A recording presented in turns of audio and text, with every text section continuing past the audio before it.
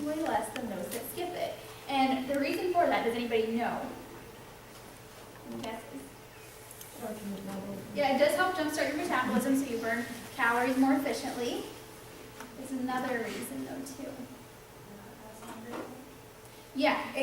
Basically, you have the right answer there.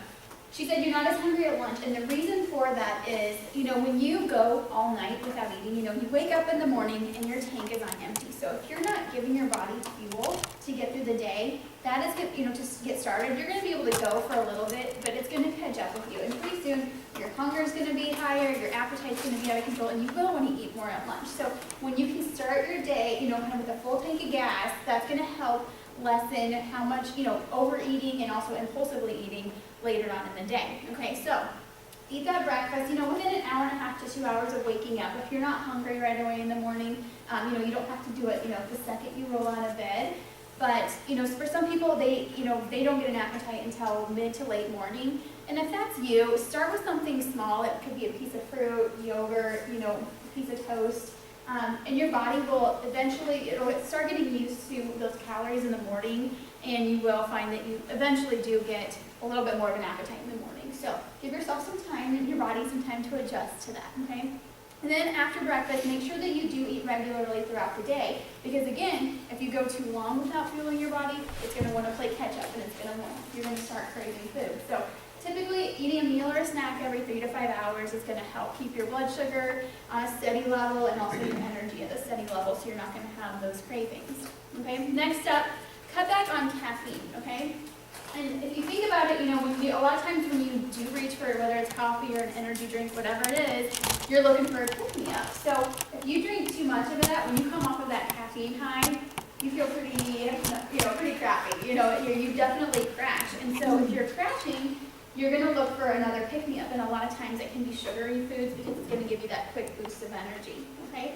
Now I will say, I definitely have a cup of coffee every morning, and so 1 to 2 cups per day of caffeine. It shouldn't cause an issue, but everybody has different kind of sensitivity levels with caffeine. Some people can drink it all day and it not affect them at all. Others, you have 1 cup and that's almost too much. So this is very much an individual thing. Caffeine may not be impacting your cravings, but for some people it could too. So just going to take that into consideration.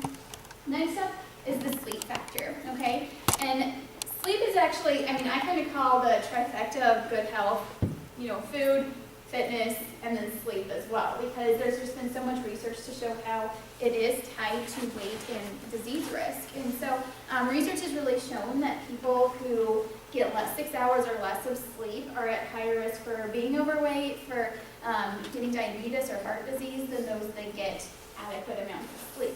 Okay, so does anybody know I guess I kind of have the answer up there, but so I guess I can't quiz you there. But if you don't get enough on a regular basis, it's going to throw your appetite regulating hormones out of whack. So one of them is ghrelin, and it actually it stimulates hunger. So that goes up when you don't get enough sleep, and then leptin helps suppress your appetite, and that goes down when you don't get enough sleep. So it's a double whammy there. And so that's why if you are consistently not getting enough sleep, you may find that your appetite's a little bit higher. But also cortisol is another hormone that comes into play. And does anybody, that's kind of a hot buzzword right now. Does anybody know what is bad about cortisol? What that does? I heard it. Somebody said it's a stress hormone.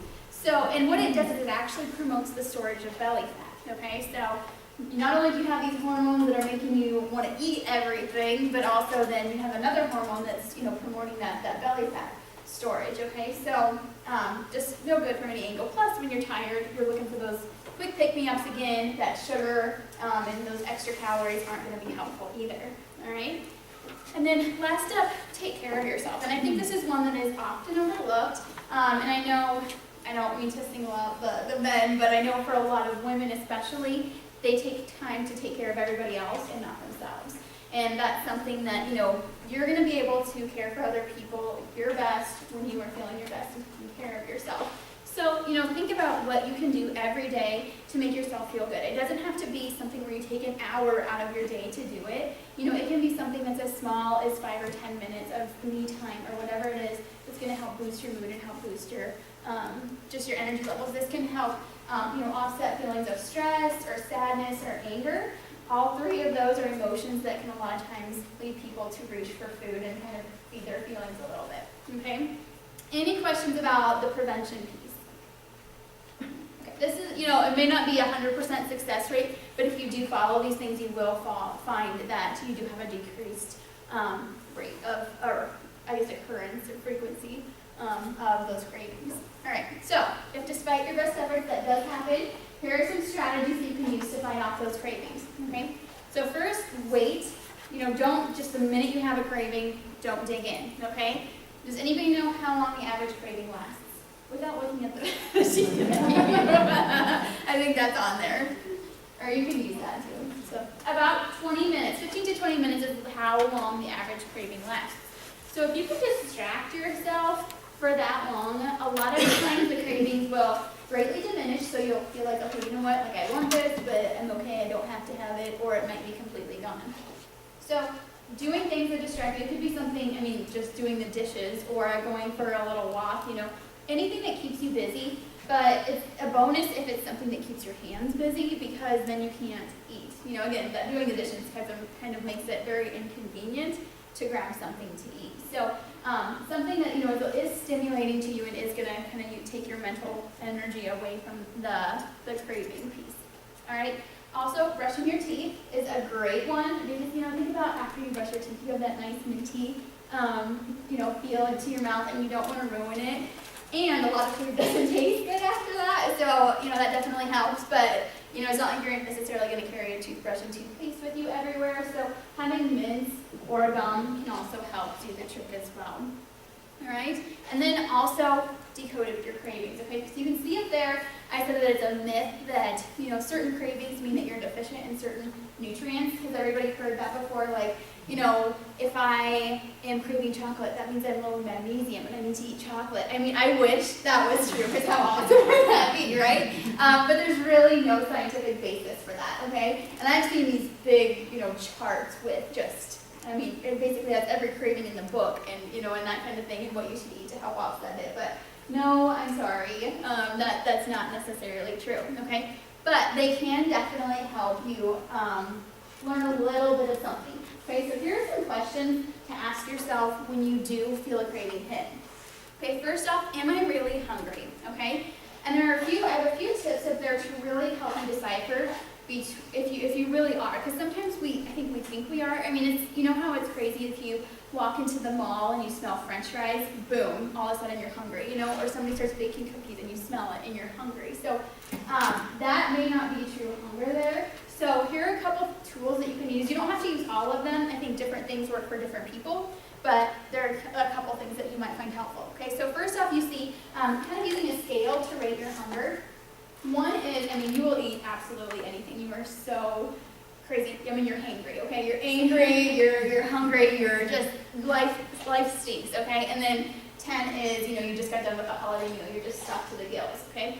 So, typically around a 4 is when you kind of start feeling like little rumbles in your stomach. When you get down to maybe a 2 or 3, you might start feeling like it's hard to concentrate. You might start to get a little bit irritable. You might get a headache. Okay, don't let yourself get down past that 3 mark, really. If you go below that, then you're going to be at risk for overeating. Okay, but then on the opposite side, if you're 5 is kind of neutral. 6 or 7 is you're starting to feel full, okay, and obviously then it just goes up from there. If you're at a 5 or higher, you're not really hungry, okay? If you would rank it and you're 5 or higher, it's probably a craving, it's not true hunger, okay?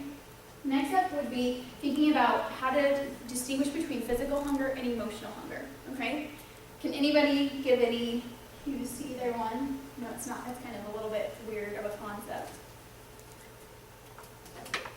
Okay, if you think about physical hunger, like that kind of is a gradual thing. You start again to feel maybe your stomach starting to rumble, and it just builds off of that.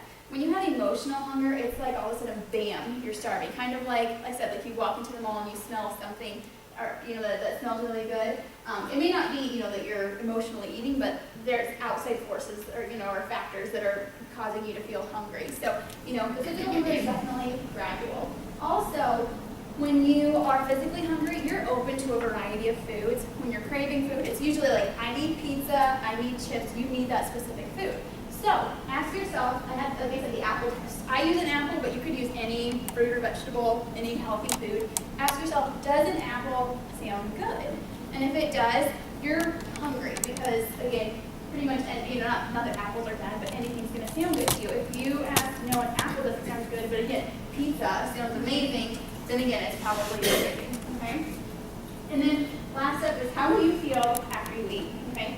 If you think that you will feel guilty afterwards, that's a cue again that you're probably not really hungry. Because if you are hungry and you're going to eat something, there's no reason to feel bad about yourself, So those are a few different things you can ask yourself and really help you know if you are truly hungry.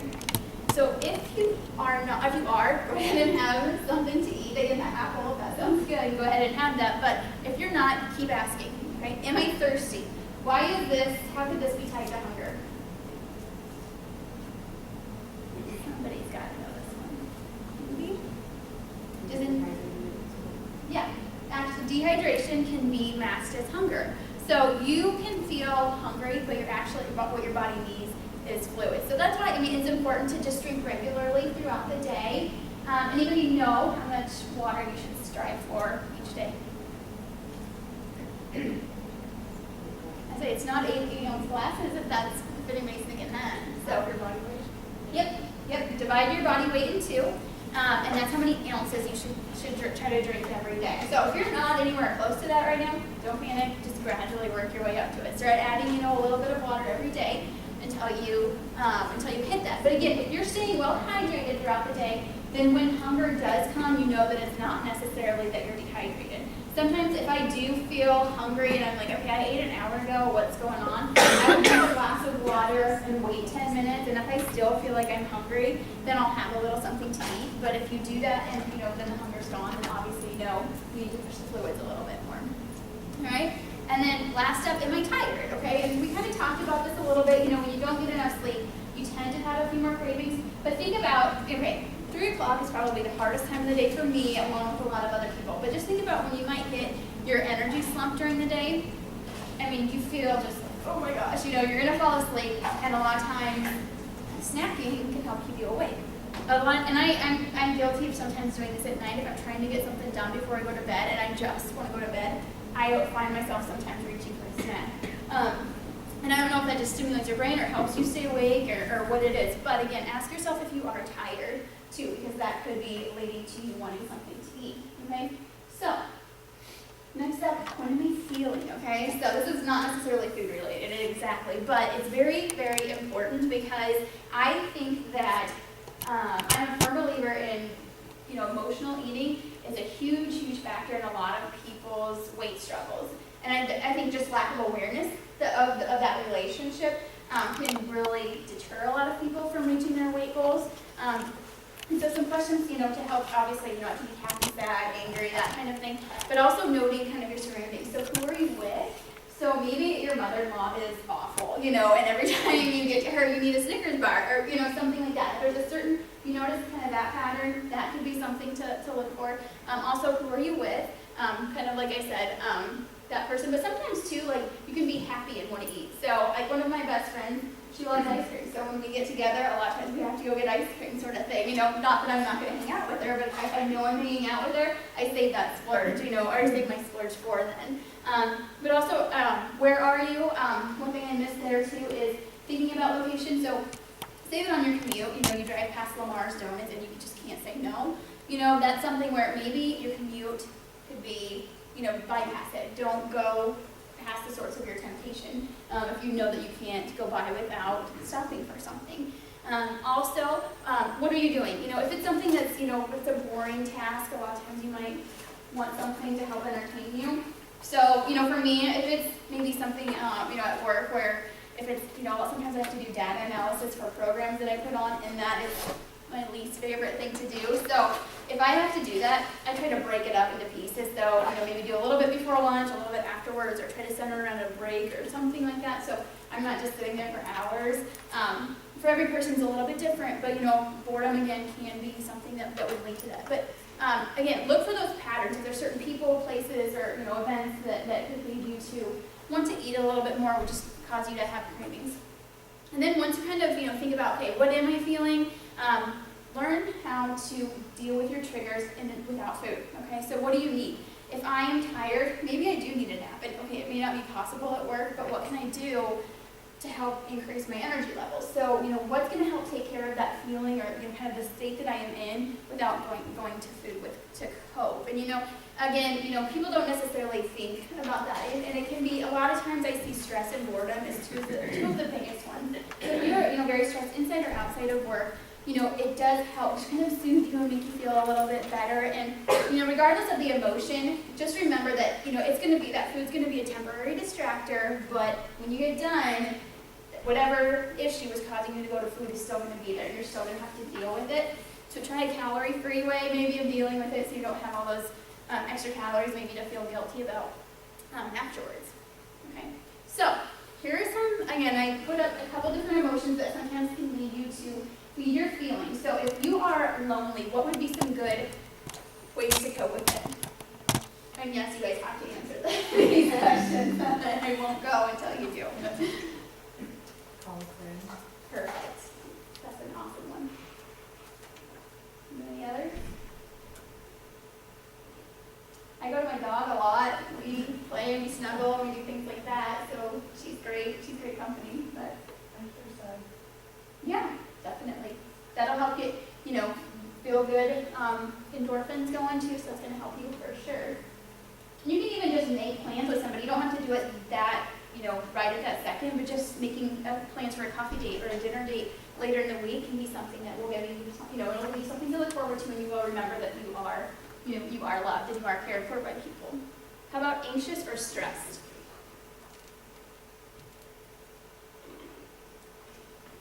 I'm sure we all have stress at some point. What? Exercise. Yes. Honestly, I feel like that is it's like the best answer for all of them, right? But when you are, whether it's anxious, stressed, or angry, it's like you have, especially with the stress part, you have like all of this kind of built up energy. You have like the adrenaline that your body needs to get rid of it. So exercising or going for a walk can help get rid of that. But again, that's going to help increase your feel-good hormones. And so you're going to feel a lot better that way. But yeah, the even deep breathing with stress, like I'm telling you guys, my number one stressor is traffic. Okay, I need to just not drive because it's terrible. So I literally sometimes will have to do deep breathing while I am in the car because it just irritates me. So doing something like that can be helpful as well. Boredom. I kind of gave you my cure to boredom. Does anybody else have? Maybe you're not at work. What about outside of work? Yeah, just a hobby. Just get a hobby or, start a project. I mean, I worked with someone a few months ago that they were trying to cut back on kind of, eating at night, and they just said, even if I just clean the house, it's going to distract me. It's going to give me something to do. So it doesn't have to necessarily be fun, but it is a bonus if it is. So, tired, we kind of talked about that one. Sad, again, the exercise piece is great, but it's something that's just going to make you feel good. Again, it's not food. For some people, maybe it is a bubble bath. For other people, it might be just being outside. I mean, research has shown that just being out in the sunshine for 5 or 10 minutes is enough to help boost your mood too. Same thing with a 5 or 10 minute walk. So, like I said, that exercise piece is the answer for everything. But I'm not sure if you guys are thrilled about that or not, but it's the truth, okay? All right, so that's it again. We talked about how we can curb them, how we can, help control them when they do happen, but sometimes it's just kind of like you pull out all the stops and then you still just need something. Ask yourself, is there, what exactly is it that I'm craving, and I put up some common ones up there, sweet, salty, sometimes it's chocolate, it might be crunchy, creamy, what is it that I'm really wanting? And then, and again, a lot of times I might say, okay, I want my mom's cinnamon rolls, but that probably would not be a good option to indulge in that, every time that I crave that, because I would probably have one every day. So what is something, that I could trade that would still taste good and kind of give me that what I am craving, but it's not going to So a lot of times I will do just a little bit of whole wheat toast, a little bit of cinnamon and sugar, and it'll do enough, it'll give me enough to, it'll help satisfy my cravings. So, we're really going to be talking about some different ways to kind of some smart swaps that you can do, and I have some examples up here.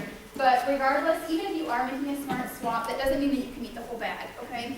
Portion control is still key because the calories will add up, okay? So, and really when you do portion things out, you do savor them. At first you might be like, holy crap cow, this is like no food whatsoever, but you're just used to a lot more food, and when you do portion out, you start to savor it a little bit better versus just kind of inhaling it if you have a whole bag in front of you. So it takes a little bit of adjustment, but it works, okay? So first up, I think I have salty stuff. So I have the ideas up there, but again, I have some different ones up here too. So we'll kind of go back and forth between the two. But air popped popcorn is really it's my favorite one. You can get an air popper at Target or Walmart for like 15, 20 bucks and do it that way. And a cup's gonna have maybe 20 calories in it. But I also like having some pre-made stuff on here because sometimes I'm just too lazy to make it on my own. So my favorites is really, I'm literally obsessed with the Smart Foods sea salt. The white, has anybody had that one? Oh my gosh, it's amazing. So with that one, I think it's about 35 calories per cup. So again, you can have 3 or 4 cups and still stay about right around 150 calories. Now, with Smart Foods, with that brand, you have to be careful because they have normal ones and they have Delight, okay? They have a white cheddar normal and a white cheddar Delight. So the Delight has 35 calories, but the normal one has way more than that, okay?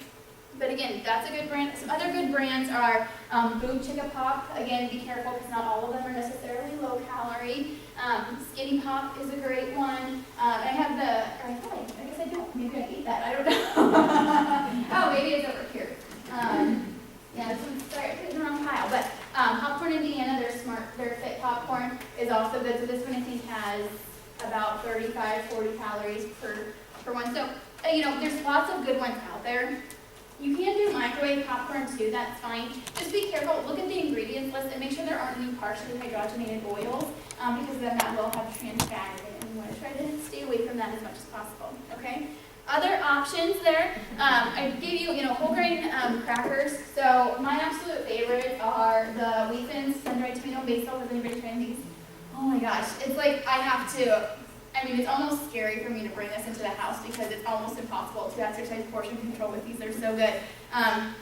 But 120 calories for 16 of these, and it's great if you pair it with some of the Laughing Cow light cheese wedges. This only has 35 calories in it. So again, you can do different flavors with either one, but it's good. Who doesn't love chips and salsa? How many people celebrated Cinco de Mayo a couple days ago? Okay, now, restaurant chips, a lot of times they will throw those in the fryer, which kind of ruins it. But if you get the bag stuff, when you're getting the plain tortilla chips, this isn't, a horrible option. And I am my favorite is to do the bite size of these because you get 24 of these bad boys for 140 calories, but if you get the restaurant style ones, it's like 6 or 8. Okay, and it's still the same amount of calories, but this takes me a lot longer to eat these versus those. And I know the scoops, they're so convenient, aren't they, about how much dip they can get, you can get in those, but again, I think you get maybe 12 or 14 for the same number of calories. So this is kind of my go-to there. And then in terms of other chips, you can do, I'm not getting ahead of myself. You can do, there's really popped or baked are kind of the more popular ones. So pop chips, I think Katy Perry's in love with these and Jillian Michaels, but they are to die for. So, you can get these about 20 to 22 pieces for 120 calories. And then Wheat Thins kind of copied them, and they also did when you get 26 for 120 calories. But I've tried both, and they're both good. So it's kind of a win-win choice there. Kettle chips has some baked chips as well, but make sure that the bag says Kettle Bakes on them because they have a regular version, and it's kind of hard to tell the difference. When I got these, I got the wrong one, so that's how easy it is to mess it up. So make sure it says baked on there. Of course, then there are Lay's. They have all of their baked ones, which, okay, is anybody else angry that the baked Doritos disappeared? Has anybody else noticed that? Please tell me someone has. Because I am missing them so bad. And actually, my sister and I got so angry about it the other night that we went to their website to see what was going on. And it was one of the first like kind of consumer questions was in all caps, what did you do with the Doritos, the baked Doritos? So I guess you can still get them online, but they're not available in stores. But so if anybody does like them, just FYI, okay? So those are a couple salty ones. Some more salties. Let me see. Maybe. Oh, no, I'm moving too far. There we go. Okay. Now you can actually start to get these. There's been more and more chips out there that you can actually get a little bit of a nutrition boost from them, which, hey, that's awesome. You can, quell that salty craving and get some nutrition out of it. Sun chips are actually whole grain. Okay, how great is that? It just makes me so happy inside. So those are good, but there's black bean chips out there. Benito's is a very popular brand that's very, very good. There's hummus chips, lentil chips, there's quinoa chips, and so they actually have a good dose of protein in them. So, again, and they all have a good dose of fiber in them. So, again, you're at least getting a little bit of nutrition with those. So, it's a little bit of a bonus there, but again, those are all pretty low calorie as well. And then homemade kale chips, I just gave a recipe up there. Has anybody tried those before? Couple people. So for those that have, what do you think? I mean, it's not exactly like that, but it does the trick. It really does. So, and they're super easy to make. You just basically take, of course, wash the kale, but take the ribs off, kind of 1.5 to 2 inch pieces, toss it in a little bit of oil, salt and pepper, and bake them for a little bit. They don't look the prettiest, but they, honestly, are amazing. So, try those if you never have. I definitely give it my stamp of approval. And you're getting your vegetables too. So, come on, you can't get much better than that. All right, couple of things for, just a few for if you're needing a little crunch. Of course, a lot of the salty ones will hit that, but a few extra ones here. Of course, we know that our edamame is basically, it's like green, it's kind of like baby soybeans. Those are great. So if you like Asian food, you've probably had those before. So those are great. Also, nuts we know are very nutritious food, and they can help with the crunch piece of it. But just make sure you're getting ones that aren't roasted in oil or like honey roasted ones. Get kind of the dry roasted ones, and really exercise portion control with these because a serving size is 1/4 of a cup typically to about 1/3 of a cup. It varies from nut to nut, and how big it is, but it's pretty small, and it has about 160 to 200 calories, so it can add up quick. I am a big fan of pistachios because they've been dubbed the skinny nut. Does anybody know why? Okay, so with almonds are kind of, I think, almost everyone's favorite. You can get 23 almonds for about 160 calories. You can get 49 pistachios for 160 calories. So again, that portion size is huge. Plus, when you get the ones that aren't shelled, it slows down your pace, so you're not eating quite as quickly. And a lot of people, they're like, I find it annoying, it's like, I just want to eat it. But I don't know who decided to do this research study, but somebody did. They just basically compared people eating shelled pistachios and unshelled pistachios. And the people that actually had to take off the shell ate less because, again, it slowed them down and they did start to feel full and feel satisfied. So you have to work to eat it, but it's a good payoff in the end. Plus, you probably burn a few calories from opening those. So, and then also, if you do need help with portion control with those nuts, there's 100-calorie nut packs out there, and they have like cinnamon flavored, almond flavored, cocoa roasted. Those are all great as well. Carrots and hummus, of course, are good. Any veggies and dip are great. Guacamole is great. If you do store-bought guacamole, read the ingredients list because you would be shocked to find out how many have hardly any avocado in it. Okay, there's a lot that are just basically sour cream based and have some avocado flavoring in it. Wholly guacamole is a safe bet. Okay, that one, the first ingredient is avocados, so it's giving you that dose of heart-healthy fats. And then I kind of do a little swap. Instead of using chips, I like to use bell peppers because I'm still getting that crunch, and I'm still getting the guac, but the bell peppers have a ton less calories. Since the guac is a little bit higher calorie, it helps balance that out a little bit more. And even wholly guacamole, they have 100-calorie packs too. So again, that's kind of nice and convenient for being portable. And then I also love fresh veggies with Greek yogurt dip. Has anybody tried that before, subbing Greek yogurt for sour cream? Works, and what do you think?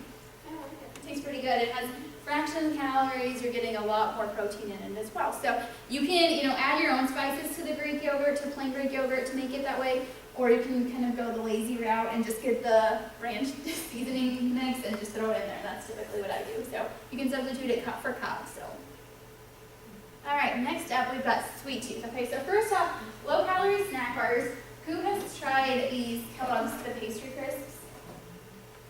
Okay, I call them Diet Pop-Tarts, yes? They taste, I mean, they're amazing, okay? Not necessarily super high in nutrition like some of the other foods, but again, if I'm craving something sweet, they have 2 little bars, and it's 100 calories. They have them in strawberry, they have a brown sugar and cinnamon, I think they have a chocolate one, maybe blueberry. So again, they are amazing, and again, if you like Pop-Tarts, you will like these, and they will, you know, if you had a pack of Pop-Tarts, you'd have 400 calories, but these are only 100. I'm also obsessed slightly, or a lot, with Quest bars. Has anybody tried these? Okay, like I'm not gonna lie, they're expensive, and I don't even want to know how much money I've spent on them. So typically they're about $2 to $2.50 a piece, but it is literally like eating dessert. Okay, so I brought my favorite. It's double chocolate chunk, but I hear what chocolate chip cookie dough. What's your favorite? The double chocolate. Dark chocolate. Okay, I love this, but I really feel like I'm eating dessert, and so like most of them have 160 to 200 calories, a little over 200, but 20 grams of protein and 15 plus grams of fiber. So they're great in that respect. And I have not tried it, but supposedly just putting it in the microwave for a little bit makes it even better. So those are a couple ideas, but put a couple other good ones on there that you could try as well. I will not lie, I always have some sort of sweetened cereal in my cupboards, and it's not that I have it for breakfast, I have it for when I am craving something sweet, because I am getting a whole grain out of it, and I try to keep the sugar under 10 grams per serving, so it's got some sweetness to it, but not too much. And one of my favorites is Cascadian Corn Cinnamon Crunch.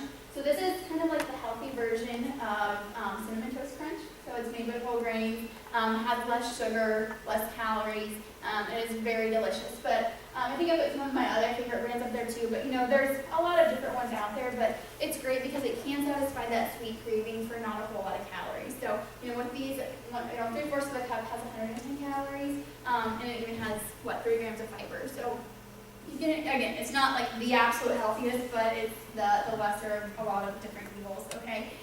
Also, you know, ice cream is a big thing for a lot of people. Did I put that too far? Yeah, I got too far ahead of myself. Okay. So the fresh berries, strawberries are in season right now. Having those alone are great, but also doing them with a little bit of whipped cream is great. Frozen fruit is one of my favorites too. Does anybody do that? Like maybe frozen grapes, cherries, blueberries, and that makes it way more dessert-like. So you can obviously freeze them yourselves, or just not the grapes. You can't buy those, but the blueberries, cherries, you can buy those already done and just pop them in your mouth, and they really are a lot. Again, they make you feel like you're eating dessert. And then frozen fruit bars are great as well in terms of the frozen fruit feel.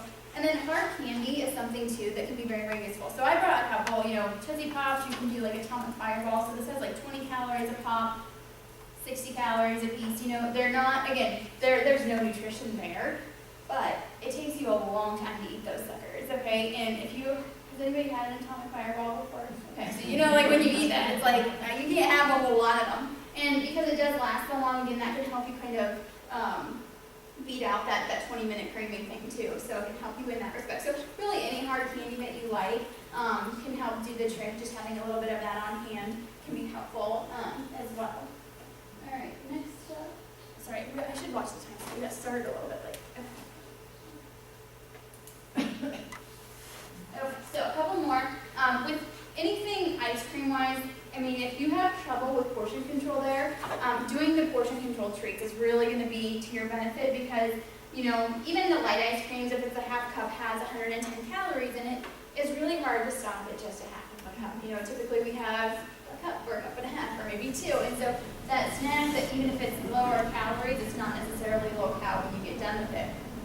So I do like portion control things. So, like these, I have some red velvet ice cream sandwiches here, 100 calories a pop, but you can find some other ones that have maybe 150 calories. Skinny Cow, I think most of them are about 140 calories. Those are great.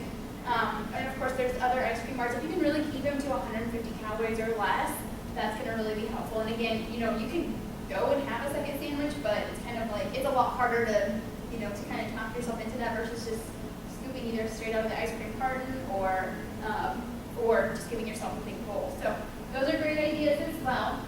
Then of course, some of the lower fat cookies out there. I'm a big fan of vanilla wafers. you get 20 for 140 calories versus only 6, I think, for the regular size ones. So again, it helps slow down your pace of eating, but you can do graham crackers, or Teddy Grahams too. Those are some good ones that you could do as well. And then I also have another little quick recipe up there for banana ice cream. Has anybody tried this one before? Where you freeze bananas, blend them up. Some of you have. How do you like that one? It's good. And you can, dress it up a little bit with a little bit of peanut butter or mini chocolate chips, but by itself is fine too. So if you have some overripe bananas, don't throw them out. Throw them in the freezer because you will need them one day if you want to try this. Okay? And again, you're going to do fruit slurpee, so it's great. Alright, so now we've got the sweet and salty combos, and this is kind of becoming a really big thing. You see a lot more of these on there. So kettle corn is something that's great. Again, making sure that if you're getting a microwave type, that you're getting one with no partially hydrogenated oils. But I love the Boom Chicka Pop kettle corn is really good as well. I think that one has 39 calories per cup. But again, you get that mix of the sweet and the salty. There's a lot of chocolate pretzel bars coming out too. So this one, Special K, only has about 90 calories. So that's great. But you could also do, an apple and peanut butter or pear and cheese and grapes and cheese. Those kind of sweet salty combos can be good. And again, you're getting good nutrition there. So it's just kind of, again, depending on what exactly will do it for you. Another one of my favorites is taking just a chocolate graham cracker and spreading a little bit of peanut butter on it too, and that can be a good fix. But you could really use any kind of graham cracker that you wanted. And then we've got our pretzel M&Ms too.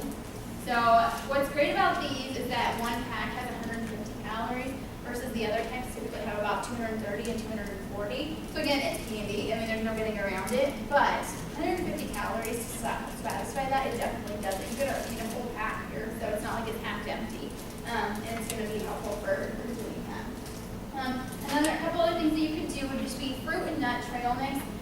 Try to, if you don't make your own, there's the candy-filled trail mixes. Try to stay away from those and do more of just the fruit and nut-based ones.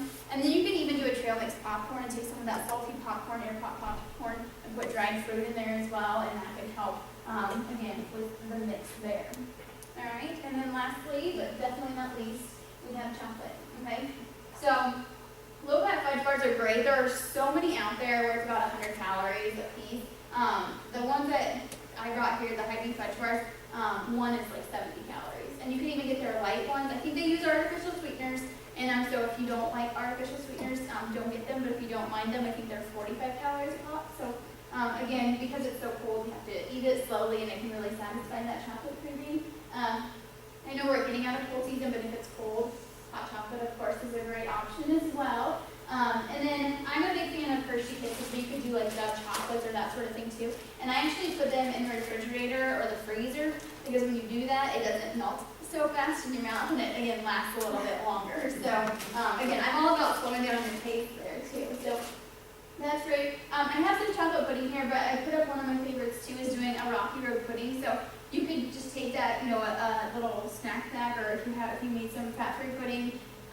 Crush up a graham cracker and put some mini marshmallows on top. That's really great. Or even subbing some light whipped cream for those marshmallows is really good too. Alright, and then Skinny Pad has their own version of candy bars too. So they have a few different ones. I brought the Heavenly Crisps. So if you like kind of like the wafer style things, you will like this one. 110 calories for that. And then of course I love chocolate Cheerios. So this one, a little bit higher, well, I guess it only has 9 grams of sugar. In terms of calories, 100 for 3/4 cup, and they're pretty good too. And then, of course, Teddy Grahams. So again, I like these better. If I have to pick between the two, I get these because again, it slows down my pace a little bit more too. So some different things there. And then you can always do your strawberries. Again, they're in season, and just drizzle it with a little bit of chocolate.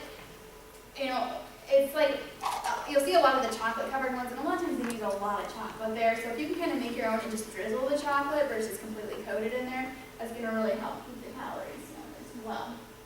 Okay, so we have went through all of the kind of smart swaps, but I do want to make a quick note about, what happens. I mean, we've probably all been there where we've tried some of these swaps, and it just, no matter, it doesn't work. And so you end up eating like 10 low-fat cookies, and you still want whatever your original craving was for. If you know that these kinds of things aren't going to cut it, it's okay to to splurge every now and again. Again, you know, kind of going back to that cinnamon roll, if I had that every day, that wouldn't be a good thing. But if you treat yourself, you know, once or twice a week, that's not going to be enough to derail, you know, your diet or your weight goals, okay? And actually that can be helpful because for some people, if they deprive themselves too much, that sets them up to fall off the wagon and completely binge on that forbidden food, okay? So it's different for different people. For some people, they just can't have it because they will go completely out of control. Kind of know thyself. But if you're somebody that just, you know, knowing that, okay, you know what, Saturday night I get a dessert, if that keeps you on track Monday through Friday, you know, that can be very, very helpful. And if you're on track most of the time, you can definitely afford those splurges. Again, it's just how often and how much that you're having of those, okay? So typically I can only have the cinnamon rolls when I'm at home with mom, so I visit her, but not every weekend, so, okay? Any questions?